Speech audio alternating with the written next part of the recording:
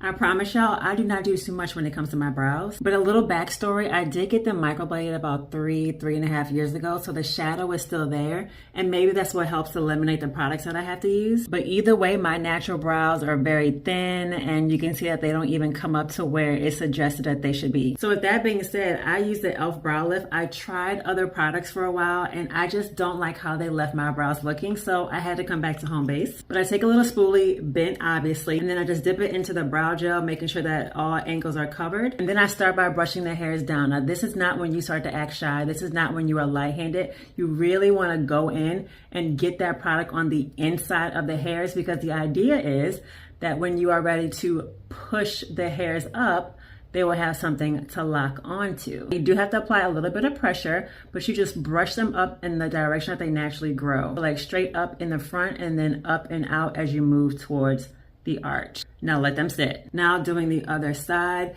This one has more hair. Like this is the one that I feel like everyone was really zoomed in and focused on.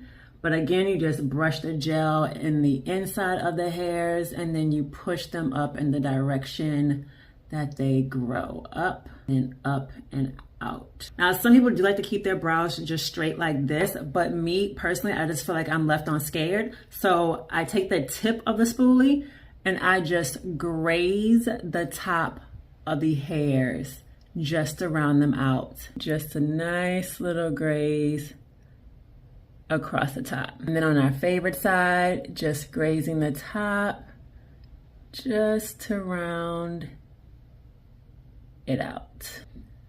And that's it. Then I will just like take a Q-tip and just wipe off any excess gel that's left around the edges so that it doesn't affect my makeup. Now, if for some reason I'm doing full glam and my brows look a little empty, a little sparse, I will just fill them in with the NYX Espresso Brow Pencil and do gentle hair-like strokes.